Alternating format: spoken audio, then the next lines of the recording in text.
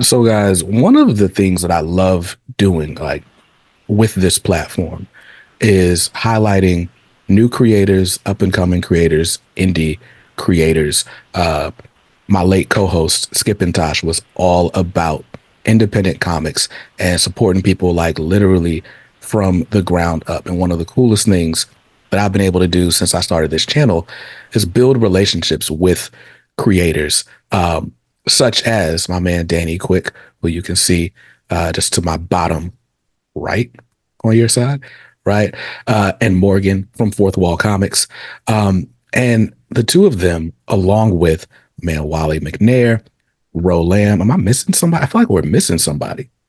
That's it for now. That's it for now. He's got a lot of names, right? A lot of people in the periphery, right? But they've teamed up. They've decided to team up and form BEQUEST Studios. And so we're going to talk about just what that is, what their goals are, and a really dope project that they're working on right now. So please welcome Danny J. Quick, my man Morgan Iverson, and Wally McNair to the show. What's good, everybody? We appreciate you having us, brother. Oh yeah, it's no problem at all. So, like I said, the audience is pretty familiar with Danny because he's been a recurring guest on the show. In case you guys don't know, Danny is responsible for Ace Blade as one of the founders of Fourth Wall Comics. This is my Ace Blade trade collecting issues 1 through 4. And, you know, he's a perennial guest on the channel because he keeps kickstarting more issues, right? And we're familiar with Morgan. Morgan is the writer of Lumberjacks, which proud to say I was the top referrer on that last Kickstarter. Yes, sir. So I've got my Lumberjacks trophy here. Mm-hmm. And you say you tried to steal it. You did. You held it hostage for a minute. It took me a minute to get that back. You definitely did. I had to run up on you to grab it from the con. That was crazy. Hey man, you know, sometimes you got to make house calls. Right. You know, it happens like that sometimes. It's like I gotta, let my Nightdale show. But but anyway, and then you guys may be familiar with the work of Wally McNair. If you guys watched my recap of North Carolina Comic Con, you saw his artwork there. There was a really cool moment where there's this kid dressed as Miles Morales, and he's holding a Miles Morales painting, digital painting that you did. And I was like, yo, that's awesome. I had to send a screenshot like, yo, this is amazing. Yeah, appreciate that too. Yeah, it's no problem at all. So we'll start with Wally. Wally, can you tell us just a little bit about yourself and the work that you've been doing? Oh man, so I'm originally from Lumberton, North Carolina. Born there, raised in Charlotte, North Carolina, and been freelancing for about 15 years now. As an illustrator, graphic designer, but illustration first and foremost, character design, sequential work, speaking, teaching, just like a little bit of whatever. But I pretty much got on the independent scene whenever I started reaching out to companies. And this was early on when I used to walk into a convention and it was only like 2 other Black people there. So I was sending work in, me and a couple other artists I knew, and we kept getting turned down. We had conversations with different companies, things were never panning out. And I was told one time that they didn't know how to market us, how to get us in front of the people. And I'm like, we're already getting out in front of the people.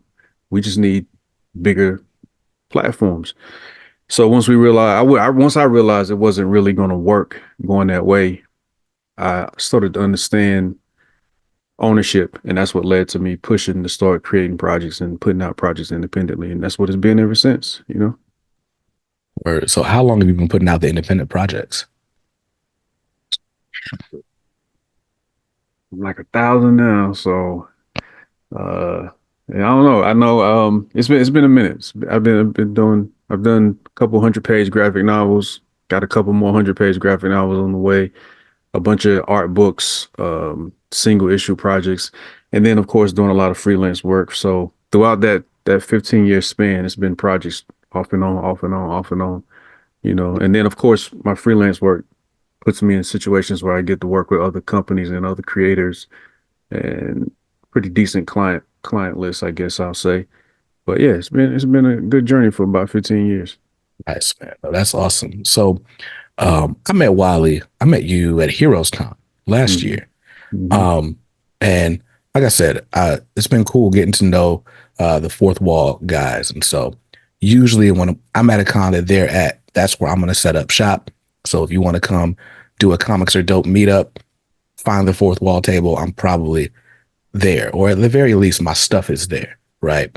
Um, and so we got to meet last year, and then we got to kick it again at North Carolina Comic Con, and that's just been dope. But I've noticed that you guys always seem to be together. I don't know if you guys are going in on these tables or, just where the collaboration starts and the friendship ends or what. But I'm curious to know kind of how the group has come together.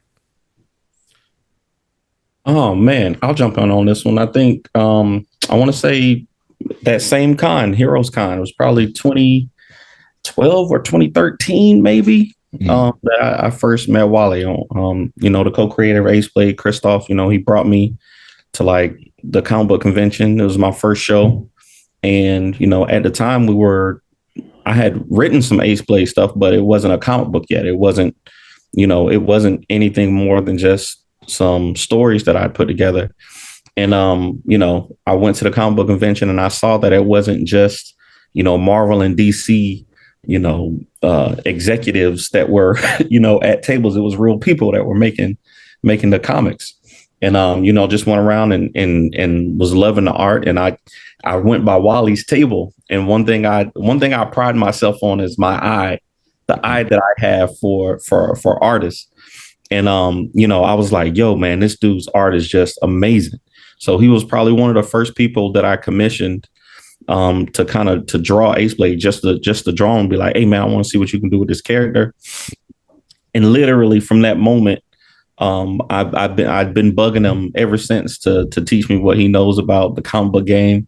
And thankfully, he hadn't got tired of me yet. So I just try to tag along with Wally wherever he go. And try to tag along with Wally wherever he go, and pick up the scraps, man. The story was going well until he started adding unnecessary elements to it. So I just throw that out there. So I guess what I want to know is how you guys decided to start BEQUEST and what it was you felt like you could achieve together that you hadn't maybe separately. I mean, so now we'll tell the other side of the partial truth that Danny just explained. After years of us all being cool, and anytime we had projects, well, me and Danny co-owned King Supreme, so we had worked on Kickstarters before together. Anytime they had projects, they might hit me up and say, hey, what you think about this? I might hit them and say, hey, what y'all think about this? Conversations about marketing, branding, just trying to figure out how to continue to elevate what we're doing. Always willing to have those conversations. And so I started bugging Danny like, yo, me, you, and Morgan are always working on things together. Why are we not trying to build something actually together? And they were like, nah, we too famous now. We really ain't got time for that. We're going to keep doing what we do. We'll get back to you later. You know what I'm saying? So after a while, they finally was like, yo, you know what? We could do this unified thing. It might could be kind of cool. So, that's when those conversations started really getting serious. Got you. So, Morgan, what's the vision for BEQUEST?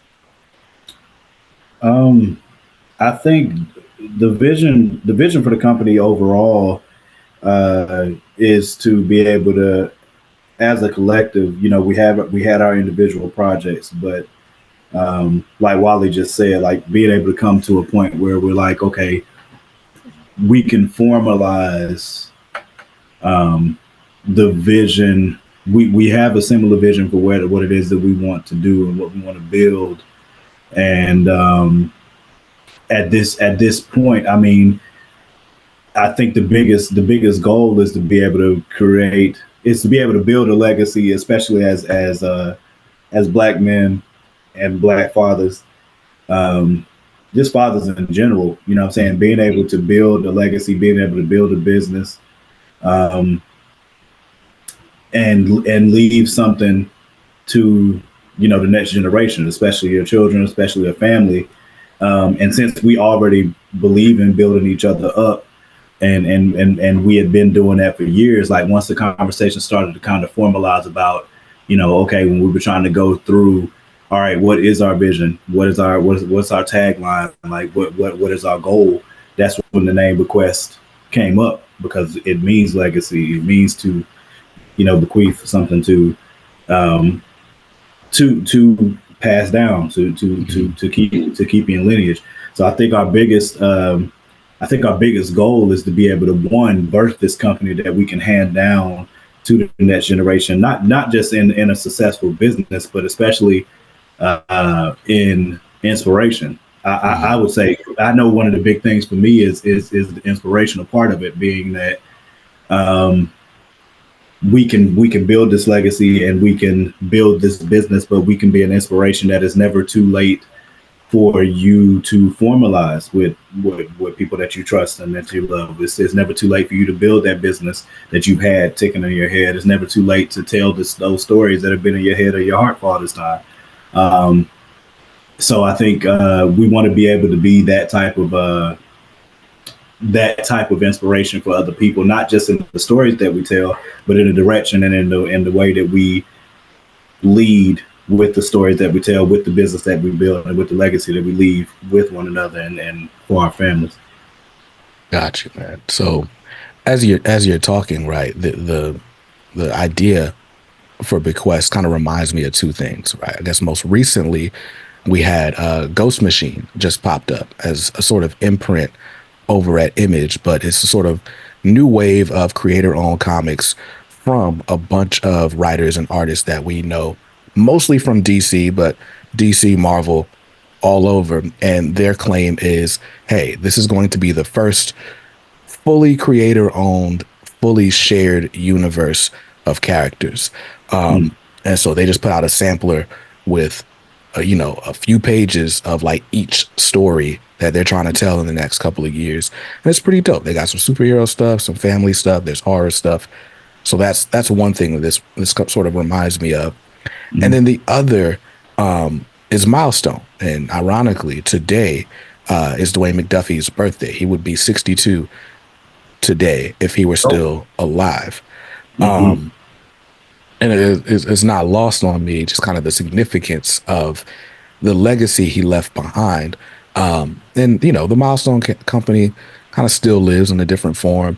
Now those characters are still out there, but I've been watching these tributes sort of pour in all day from people who are like, oh, I know superheroes exist because I watched Static Shock, or Dwayne McDuffie talked to me at a convention and now, my whole life's changed because I went to art school. Like there's stuff like that, right? So when you talk about this inspiration that you're able to pass down or bequeath to your legacy, right? Like that's dope. That's awesome. Yeah, I mean, I think, and we've had numerous conversations actually, especially, Wally has such a depth of knowledge of the industry and of the formalization of different groups, and the two that he's talked to us a lot about, especially as far as structure, as we try to build. I don't even want to use the word because Danny's going to use it, but to build the foundation of the company using Wu-Tang and Milestone. You know what I mean? Like using the way that they structured their business, using the way that it was profit sharing, using the way that, you know what I'm saying, their goals, even though you have your own individual line that you're working with, we can still do that as a group and feed the collective. You know what I'm saying? So right. We've had multiple conversations about that as well. That's ironic because that's exactly why I wore the Wu-Tang shirt.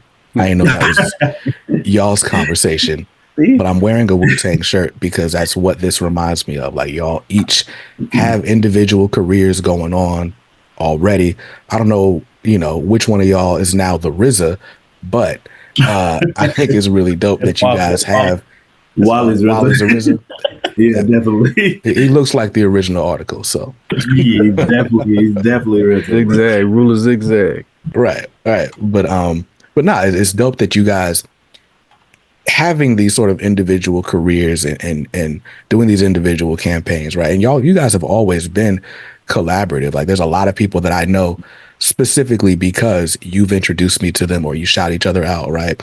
And so it's hard to know, like, okay, well, there's Fourth Wall, but then there's Kyron over here and Rose over here, and there's so many people kind of in and out or of the periphery, like I said earlier.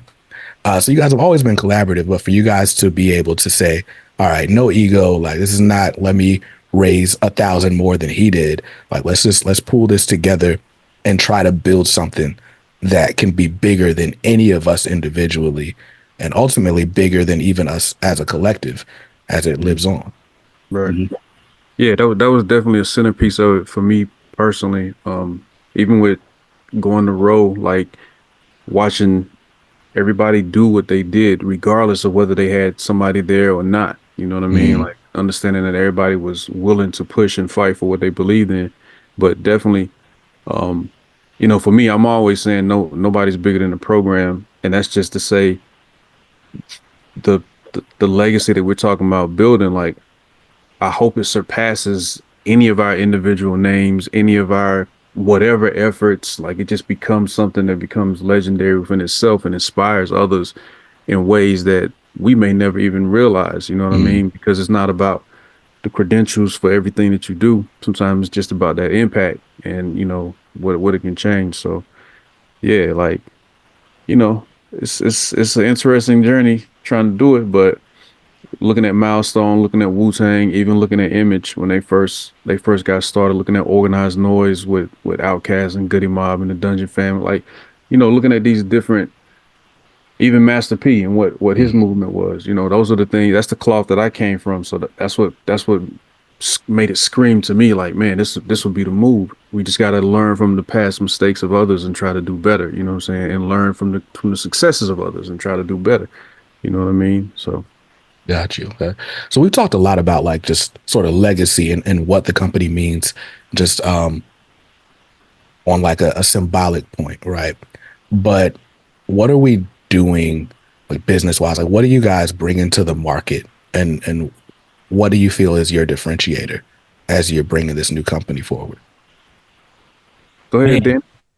Man, so we're just bringing new fresh things to the market. I think one of my main goals for BEQUEST for me is to be able to do things outside of, just superhero stuff. I think people have gotten to know me as I love superheroes and I love, action stories and stuff like that. But there's so much more stuff that we want to do. We want to do some sci-fi stuff. I love Westerns, Ballad of the Black Rose actually, is the first book to be signed to BEQUEST Studios.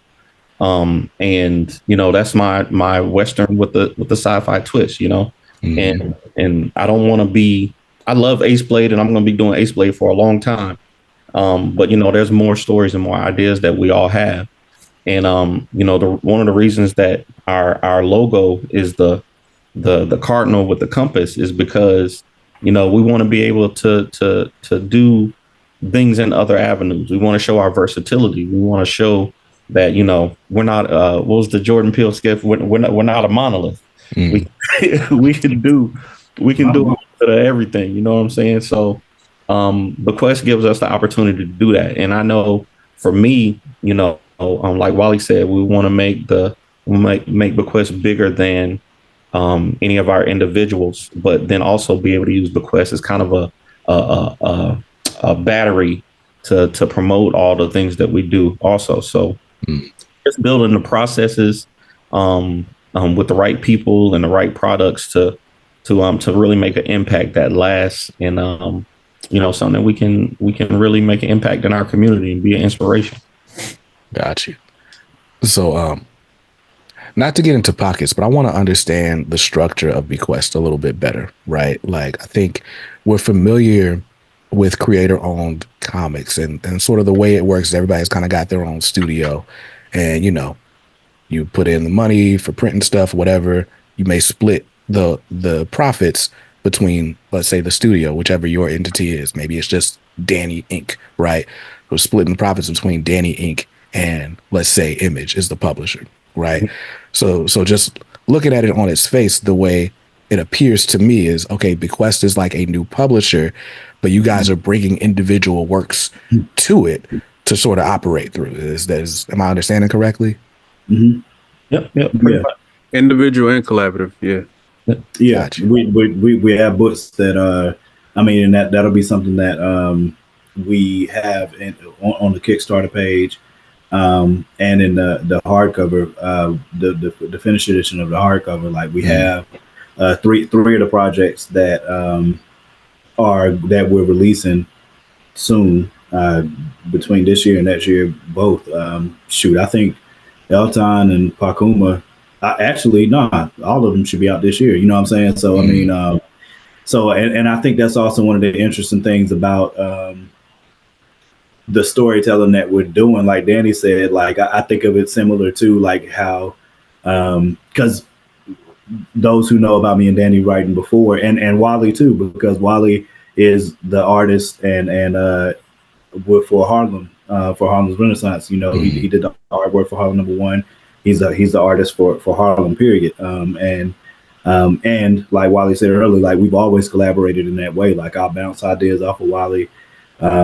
He'll bounce ideas off of us. But like with these new stories through BEQUEST, I definitely think about it similar to how Danny is, because we're not doing a connected universe per se. Like everything for Fourth Wall is all connected.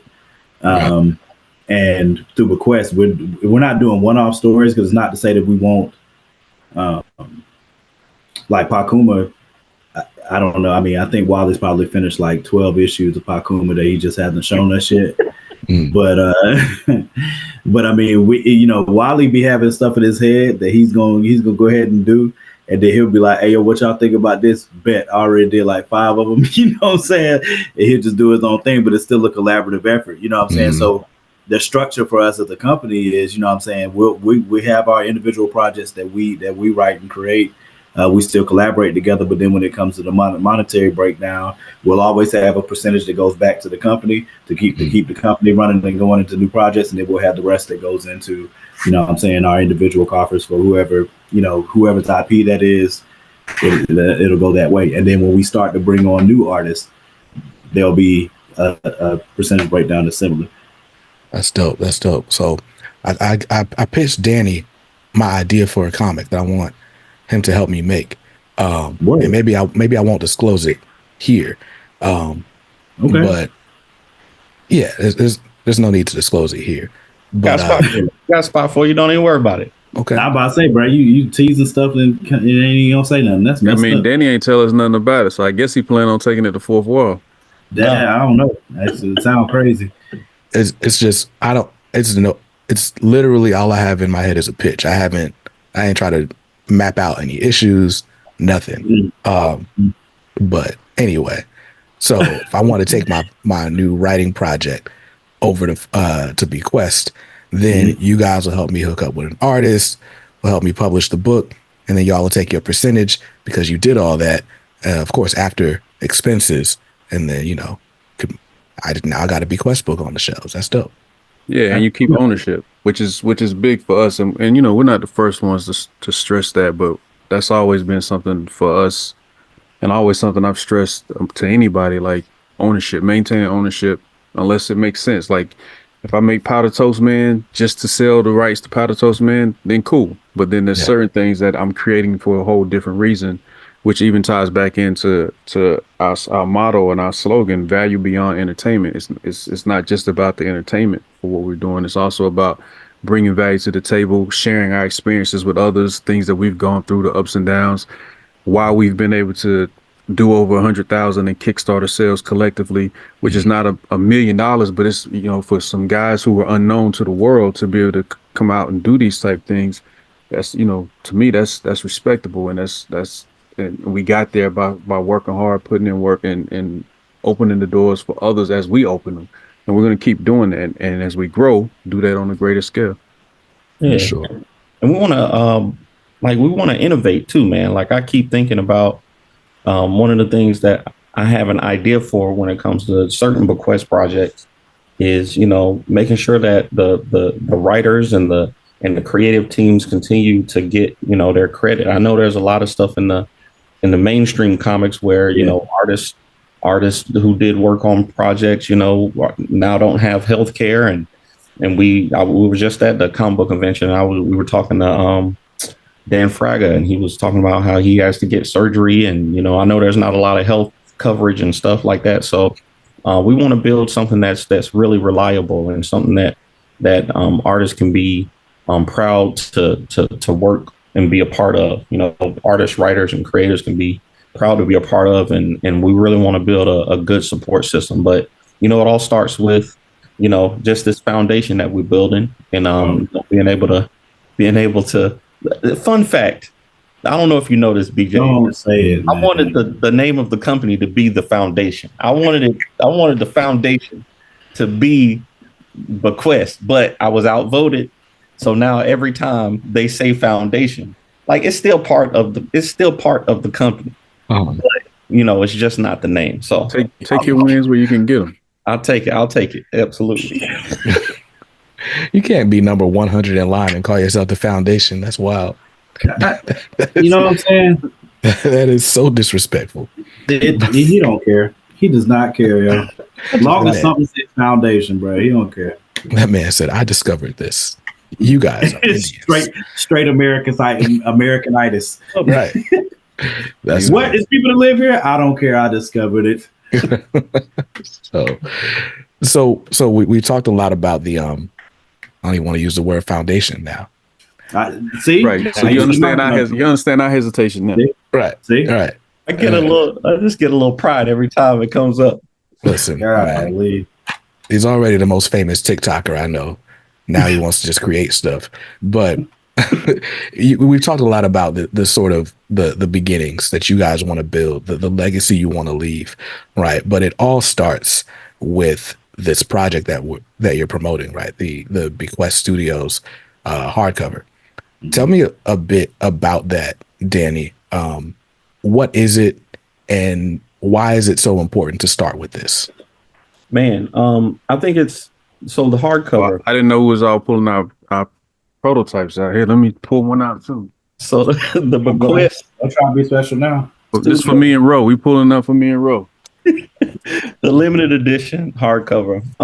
We just honestly, I'll be honest with you, we decided that we wanted to make something that was impactful, something that really symbolized us coming together, and something just super dope that people can hold on to for a long time, Mm-hmm. So we decided to bring together our number one issues. We got Ace Blade number one, Lumberjacks number one, King Supreme, Harlem, and Scarlet Ranger number one, all in here. And, we got essays from us and the previews for a couple of the first projects to expect from BEQUEST. So all in this hardcover, they're only going to be printed through this Kickstarter. So this is the only opportunity people will be able to get them and kind of get in right here at the foundation of this new company. And, I just thought we just think that it's very important to get started. I don't know if I should say this, but I had another creator who kind of made me upset a couple weeks ago. We were at a show, and I told him, I shared the good news, and I was like, Ballad of the Black Rose signed a 7-book deal with BEQUEST, and he kind of laughed. He laughed at me and was like, "But that's your company. What?" Like, it's, he kind of minimized it for me. It really made me upset. And I was like, Todd McFarlane did. That's what Todd McFarlane did. That's what, that's how all that's of these. That's what Nipsey Hussle did. That's what the Wu-Tang members. I told Danny that's a moment of education. You sit down and have a conversation and enlighten someone as to why it makes sense. You know what I mean? For sure. Yeah. You sign yourself to a deal for one. When somebody does come along and see the value, well, hey, I'm already locked up. So now you got to buy my rights off of this company, because a company is an entity, right? Yeah, but you might own that company, but it's not you. Right. Right. So, that's how you leave a legacy, just to educate people business wise. There's a reason for you to protect yourself that way. For sure. My bad. I mean to step on your story, but yeah, they hurt your feelings. So It hurt my feelings. I got mad about that. I don't usually get upset, but I just know that, when stuff like that happens, it's like Wally said, I could have taken it as an opportunity to educate them. And that's kind of what we want to do, because we really didn't have a lot of, industry mentors, I'll say. We didn't have people in the industry who came and said, "Hey, this is how you do this thing." We learned everything that we learned ourselves, and we shared with each other. So now that we are, coming together and using our 10, 15 years of knowledge, and now that we do have some industry, mentors who can kind of help us along, it's definitely a great turning point for us. That's dope. Yeah, nah, I think, being in this sort of comics media space for the time I've been in it, this is year 3. We just crossed 10,000 subscribers. I'm gonna pat myself on the back for a second. But thank you. I appreciate that. Good talk, bro. But not just being here for as long as I've been here, right? Sort of the super indie world of comics, like the real grassroots Kickstarter, convention hopping, like that side of the industry we don't hear from a lot. We don't necessarily see a lot as comic fans, but it's so important, the work that you guys do. But I think it's easy to sort of dismiss a lot of, what creators like yourselves do, because it's like, oh, well, it's print on demand, or it's like, they're selling out the trunk, or whatever, right? I think it makes such an awesome statement to come out the gate with a hardcover. It's like you said, it's like, no, this is worthy of the shelf. This isn't something somebody just handed to me, or it was like, oh, here's a QR code, check me out, maybe. Like, nah, like this was worthy of collecting. This is worthy of premium treatment. This is gonna go on the shelf right next to Batman and, before Catwoman, I guess, alphabetically, right? Like, right. Absolutely, yeah, right. I think that's one of the things that the book's going to be numbered. I think of it as I don't want to say coronation because it sounds forward, but it's a celebration to me of the success that, again, man, a lot of these things, what I'm saying, if you're going to try to build a business and be serious about what you believe that you can achieve, what I'm saying, that you have to be able to set your own vision. If you can't see the vision and if you can't see where you believe it can go, then nobody else is going to see it either. You know what I'm saying? And to me, this is it's a celebration of what we've already done, but it's also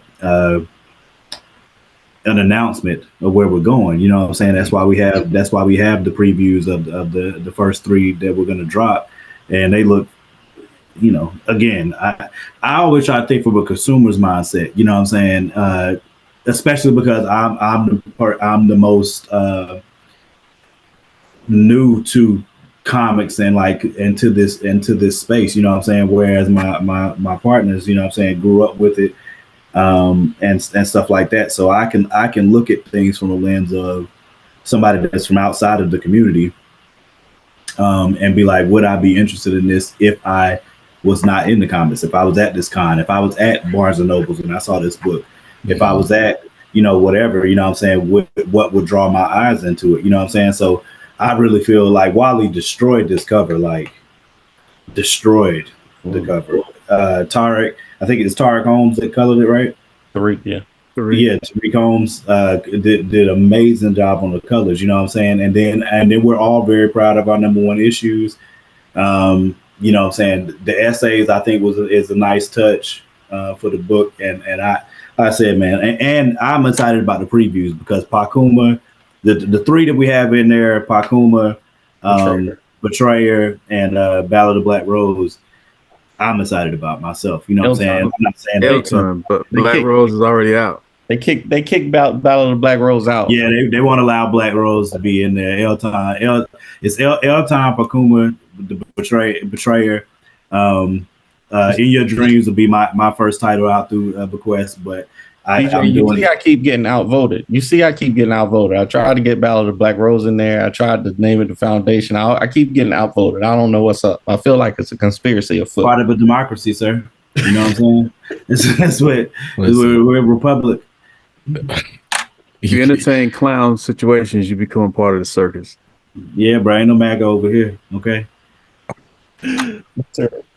so still nah. So the I'm not gonna say what I was gonna say, but It's your nah, channel, BJ. You can say whatever you want to say. Hey, Man. bro, it's your show, Listen. bro. You do what you want to. I'm trying Can to I help say you. this? Can I Y'all say trying this to sell though? comics. Go ahead. I agree with you though, BJ. Like for right before COVID, I was close with a friend. We were working on something. He had got funding to try to do a documentary that would. I've always had this dream of doing a documentary that would show what creators go through to just prepare for a show.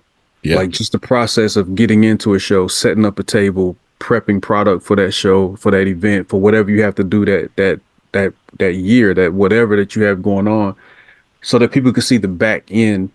Because I started to understand clearly a lot of times people just don't know. And when you don't know what it takes for something to exist, it's rarely valued the same, because it might take someone weeks and weeks and months to create something and it's consumed in seconds, literally. Yeah. But when you see the process and where things come from, it gives a better perspective. And then COVID hit and that shut that whole process down. So but I think that's where YouTube and that's where social media and things like that do come in to a certain degree to show people just what it takes. And after COVID, we've had a lot a surgence of people that have jumped into this world, whereas before, it was very few of us. And it's a beautiful thing to see, especially those who really care about the art form and really care about creating something that's worthwhile. Yeah, no, for sure. That's been one of the delights of me just kind of being in this space, right? I don't even know how Danny and I met. I don't know if you just popped up in the comments one day or what, but being able to sort of get a ground level view of what a truly independent comic creator goes through. I watched Danny open a store. Like I was at the grand opening. I've watched y'all set up for cons. I'm watching y'all, hand to hand selling comics at conventions. And it's dope, one, to see the grind. My background is in independent music, so and music marketing. So it's like I'm very much familiar with. We got the creative process. Like the studio is one thing, but now it's time to sell it. We got to go perform at this showcase. We got to do these dingy clubs and stuff. And the sort of convention circuit reminds me a lot of that sort of club circuit where you're doing 100, 200 cap venues before some agent discovers you. And now, maybe you get like, a radio promotion deal or something, Anyway, the indies to the big leagues is it's a dope space. And I've enjoyed watching you guys up close, watching each campaign get bigger, watching Danny sweat. Like, I don't know if we're going to hit it this time. And it's it every time. Right. It's dope. But it's important, in my opinion. It's important that people see the process. It's important that people see that there's the avenue, right? So I was talking to somebody the other day, and I was just like comics as a career did not exist in my brain, right? Like I consumed comics a few times as a kid, and I liked to draw, but there was never once the thought like, oh, maybe I could do that one day, right? And now I'm meeting people and I know people on a regular basis. I'm talking to people every week that make comics for a living. And it's like, like, that's crazy. I didn't even know that was a possibility. And for these people, it's the norm. And I want, more of our kids, I want my kids to be able to say, look, I can do whatever I want to do. If I want to draw pictures for a living, I can draw pictures. I can make beats. I can sing songs. I can be a lawyer, whatever it is, right? As opposed to us being sort of pigeonholed into, rapper, athlete, or doctor, lawyer. And those are the only four professions we ever hear about. Right. So, yeah, that's a definite. Yeah, or some other route that is an unfortunate path to take, you know. Yeah. Yeah.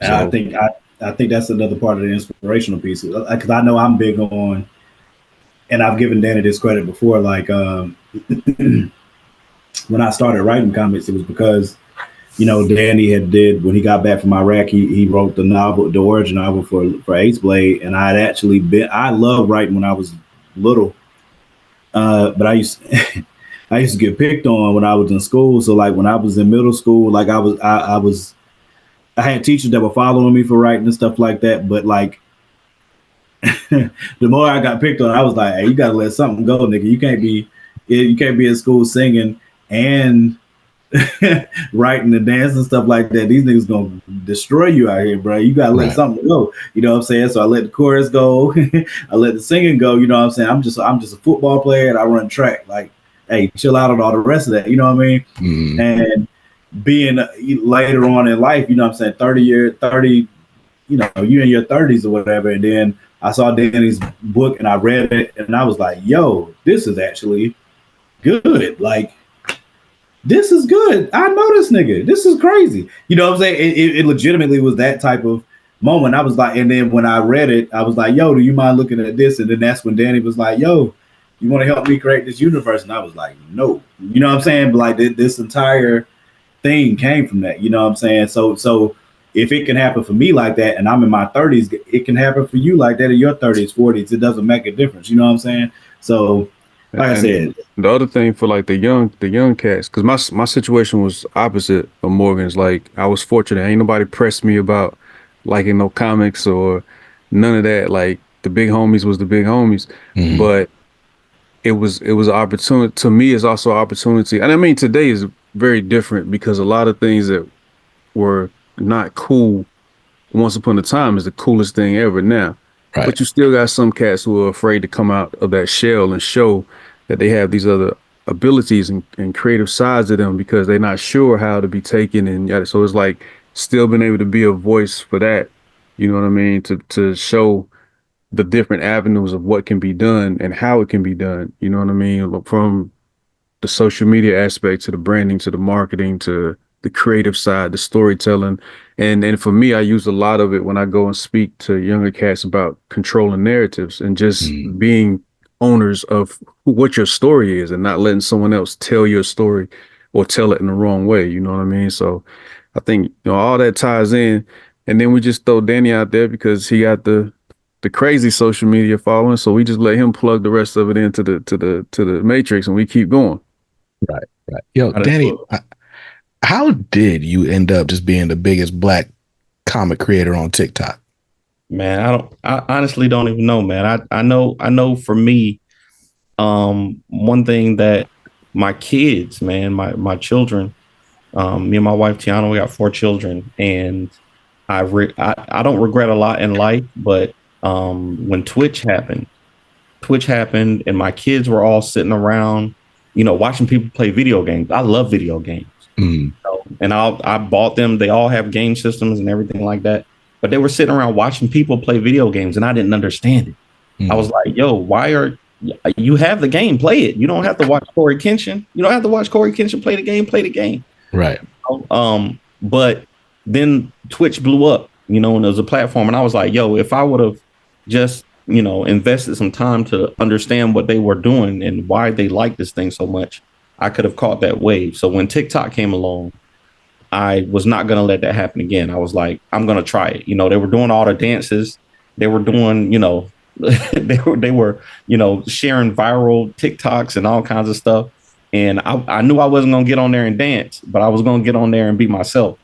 So, I always tell people I'm really compulsive when it comes to creativity. So if I get an idea for something, I want to make it right now. Mm-hmm. And TikTok just happened to be the platform that kind of fed that addiction to me, I guess. So I could just get on there, make something and put it out, and then, just leave it, let the algorithms do what they do. And thankfully, it just, one thing after another hit. And, it's been a wild ride. It's been pretty cool. And that's another important key to the four of us. Our differences are often our strengths because I'm not big on the social media being on camera all the time. Like that's not my thing. That's not what I come from. I utilize it the ways that I'm comfortable, but Danny and Morgan utilize it in ways that I would never do. And that's a plus because they can take certain things that we're working on to the people directly in formats that I might not even consider. You know what I mean? And so the four of us together, the different ideas, and sometimes we're not all on the same page, but when we talk through it, we get to see the other perspectives and we figure out new ways and come up with new things to try and to do. So, it's a lot of things we're building on that will just continue to explore the multiple avenues. And, thankfully, Danny and Morgan don't mind shooting videos and they don't mind putting on cowboy hats and, doing all these other things that I just don't have it in me to even try to do. You know what I mean? Right. Cowboy hat for you, Wally, if you ever feel like you want to do it, bro. We got one for you. And nothing wrong with being a cowboy, man. Black folks I'm good on that. I'm good on that. But I respect my brothers because that's another element that's brought to the table. You know what I mean? So showing the strength and diversity and how you can utilize the different assets and the different abilities, Yeah, no, for sure. There's definitely things that what I admire about you, Danny, is like you said, like if you have an idea, you're going to go for it like immediately. Like I remember that dude was like, yo, what if I opened up a comic book store and then the next week had signed a lease and was building the shelving for the comic book store? And I was like, yo, like, you don't want to do some market research? We won't give you the backstory of that conversation. We'll just let the love for what Danny does impulsively stay out there. And that'll be the beautiful thing. I'm not going to say anything. BJ, when I tell you we had a fight, we had feelings and words about that thing, man. But, I can imagine because I already told you not to do it. But, I wish I'm not going to say nothing. No, man. BJ, I know we're short on time, but man, I want to give you props too, man. I saw you just passed 10,000 subscribers on YouTube, man. These comics are dope. And you said it earlier. I don't remember when I started following you, but I know I was looking for somebody to tell me what comics were coming out. Just a place that I can go and see what books are coming out and what kind of things I like. And I know I like milestone books. You were making milestone content, and now you got Christopher Priest on your channel. You got an interview. I saw that. I don't know if you did it yet, but I know you got Larry Stroman and Todd Johnson coming on, the creators of Tribe. Like, it's crazy, man. I know you're a close personal friend with Dennis Cowan. You know what I'm saying? Like, it's crazy, man. So, shout out to you, man, and big props, man. Keep doing what you're doing. No, I appreciate it. But for all this is I'm trying to build a platform where other people can learn about comics, and if I can help connect, readers with books that they're gonna love, like that's really what I'm doing it for, and it's a plus if I can help out my brothers, like it just hits different when you can help out your skin folks, as they say. Indeed. But I appreciate it. I appreciate the love. I appreciate you guys coming on to the show to talk about just this new endeavor and what it means to you. I'm really excited about it. I'm gonna hit Danny after the fact. I'm gonna try to write a foreword for this hardcover. I need to be a part of this somehow, right? Hey, maybe I should sketch something in the back or something. I'm all for that foreword for sure. You gotta ask Danny nothing. Yeah, hey, we vote on everything. That has gone through. Whether we got 3 votes right here, we're good to go. Yeah, it's three against a possible one. Listen, man, I'm excited. I just made it to Hollywood. I feel like Jennifer Hudson out here, but So but it really does mean a lot, like to watch you guys' journey, watch your friendship grow, watch your professional relationship grow, and ultimately, I'm excited to be here, at the ground level of what you guys are building right now. It's really dope. I'm gonna start saying that the ground level. Yeah, definitely. I'm gonna find some other word too. Ground level work. So with those synonyms. But listen, man. So the BEQUEST hardcover is launching on Kickstarter. When does it go live on Kickstarter? February 22nd. Okay. 1:30 p.m. 1:30 p.m. Nice. Oh, it's gonna be 1:30 instead of 1 Eastern. Eastern time. It'll be between 1 and 1:30. And how long is the campaign running? When is it ending? 30 days. 30 days. days. So But just know Danny's impulsive and he might press the button while everybody sleep at random.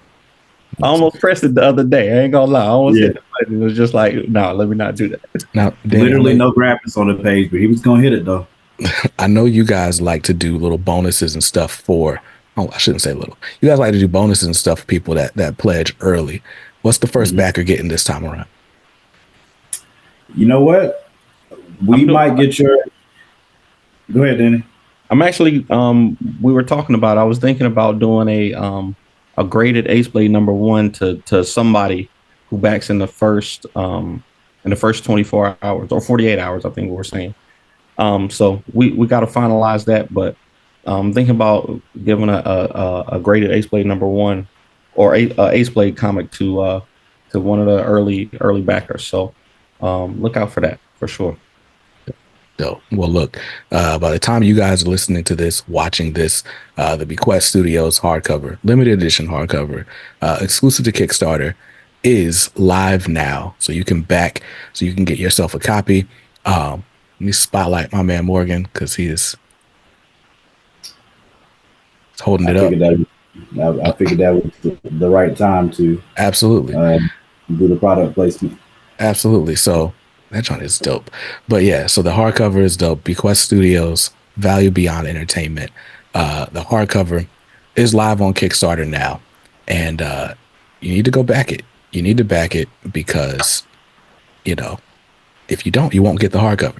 So, listen, man, that's all I got for you, man. Go back to BEQUEST Studios hardcover on Kickstarter.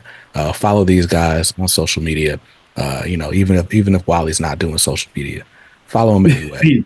I'm out there. I just don't do videos about what I eat or put on cowboy hats and boots and.